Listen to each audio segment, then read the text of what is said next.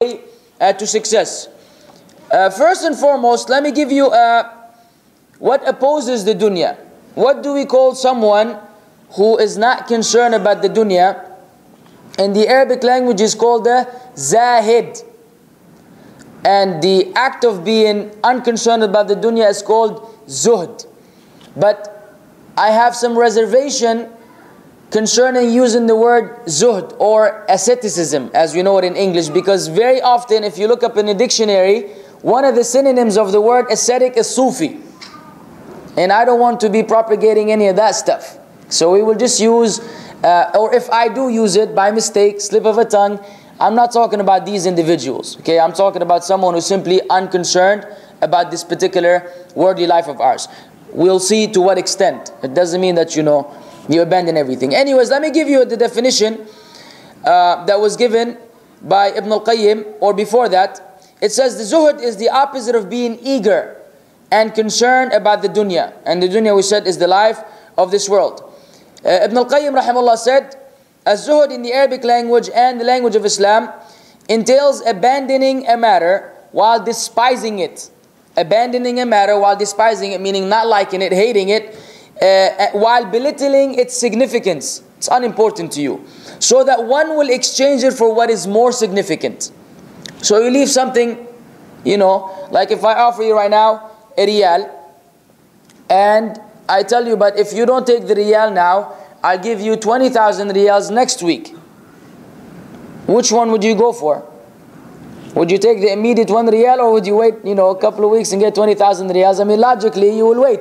Even if I was fooling you, right? You didn't lose anything. A riyal, the riyal is not the end of the world. So this is what is really meant. You leave alone something that is despised to you. It's not really important. It's not significant. Belittling that thing while seeking that which is more significant. In this case, it is the life to come. سئل الجنيد عن الزهد فقال استصغار الدنيا ومحو آثارها من القلب. He was asked, what is zuhd? Give us a comprehensive definition. He said it is belittling the dunya and erasing its effects from the heart. Belittling the dunya and erasing its effects from the heart. Abu Sulaiman al-Darani said, الزهد ترك ما يشغل عن الله. Zuhd means abandoning anything that will preoccupy you, that will keep you busy concerning Allah. So you don't have time for Allah subhanahu wa ta'ala. And what does that mean? What does it mean? It means there's no time for worship. There's no time for Allah's rights. This is what is intended. And really, we will deal with this later on in the lecture, inshallah. To what extent some of us have this, suffered from this particular illness, which requires, emergency treatment before it is too late. And of course, whenever you quote the definition of something in Islam, then you cannot leave alone Shaykh al-Islam Ibn Taymiyyah rahmatullahi alayhi. He said, الزهد ترك ما لا ينفع في الآخرة والورع ترك ما تخاف ضرره في الآخرة واستحسنه ابن القيم جدا. Shaykh al-Islam Ibn Taymiyyah rahimahullah, I'm sure everybody or almost everyone knows him. He said, zuhd entails abandoning what does not bring benefit in the hereafter. That which will not bring you any benefit on the hereafter. Wara is basically leaving alone something permissible in order to avoid something impermissible. You leave something that is okay because you're afraid that that thing which is okay may lead you to something which is not okay. He said wara entails abandoning what you fear its consequences in the hereafter. Meaning you worry that you will be brought to account on the day of judgment, so you leave it alone. And this is understood from the hadith of the Prophet ﷺ, the hadith of Nu'man radiallahu anhu. He said, halal is bayyin and haram is bayyin, and between that are doubtful matters that many people do not know. So if you leave alone these doubtful matters, you have protected your dignity and your religious commitment. And so this is what is intended by that. طيب. The zuhd in the Quran. I'm sure as I'm sitting here, maybe some of you are bringing to mind right now some Quranic verses where Allah subhanahu wa ta'ala told us the reality of the life of this world. And allow me to quote some of them to you in case you haven't. Allah says in Surah Al-Kahf, وَاضْرِبْ لَهُمْ مَثَلَ الْحَيَاةِ الدُّنْيَا كَمَاءٍ أَنزَلْنَاهُ مِنَ السَّمَاءِ فَاخْتَلَطَ بِهِ نَبَاتُ الْأَرْضِ فَأَصْبَحَ هَشِيمًا تَذْرُوهُ الرِّيَاحُ وَكَانَ اللَّهُ عَلَى كُلِّ شَيْءٍ مُقْتَدِرًا.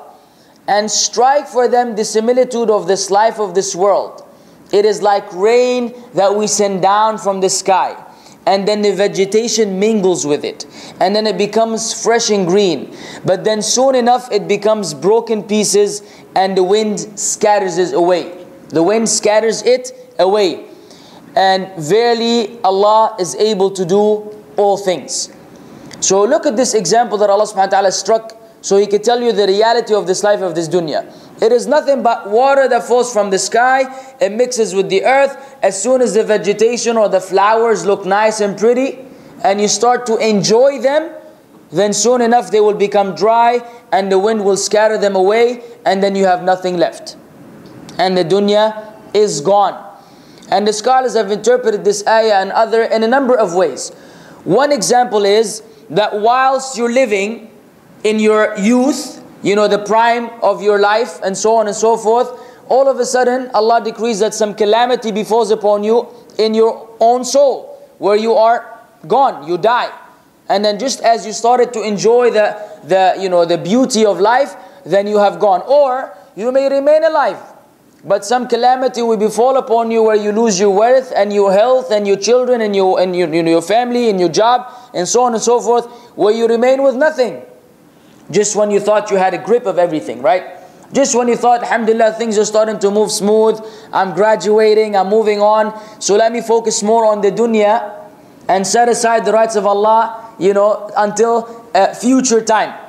Right at that moment where you're not expecting it, death comes around, and then you will have no time to make up for anything. You'll be stuck with the dunya and what you've accumulated in the dunya, with little preparation for the hereafter. And inshallah, I'm sure none of you are of that particular caliber, because this is not befitting for a believer. Allah says, Ya ayyuhan nas, inna wa'dallahi haqq, فلا تغرنكم الحياة الدنيا ولا يغرنكم بالله الغرور. O mankind, verily the promise of Allah is true. So do not let the present life deceive you. And do not let the chief deceiver, who's the chief deceiver? Satan. Do not let him deceive you concerning Allah. Do not let him deceive you concerning the dunya. So Allah warned us in the Quran, O mankind, this is speaking to the believers and the non-believers alike. The promise of Allah is true. What is the promise of Allah? That you will live here eternally? What is the promise of Allah? That there's a life to come? That there's Jannah and Jahannam. This is the promise of Allah. He promised the righteous believers to enter Jannah, and those who are of another way of life to enter Jahannam, wal-'iyadhu billah. This is the promise of Allah, and it's true. So do not be deceived by the dunya. Allah's promise, subhanallah, and sometimes, ya akhwan and brothers and sisters, we don't really reflect upon the Quran, just as Allah told us in the Quran, that we don't reflect upon the Quran. أَفَلَا يَتَدَبَّرُونَ الْقُرْآنَ. Should we not reflect upon the Quran? Look at it with care. Allah told us, and our Creator, who legislated this law of Islam for us, and who gave us our sustenance and provision, and who gave us everything that we need, He still told us every particular thing that you need to be successful. And so Allah subhanahu wa ta'ala, through His mercy, informed me and you. So you will not come in the day of judgment and say, I did not know any better. No one told me that I'm not supposed to be focusing on the world and I'm supposed to focus on the hereafter. No one told me that this life is deceiving. Allah told us clearly, the promise of Allah is true. So do not let the present life deceive you. How you get deceived? Either when you are ignorant or when you are negligent.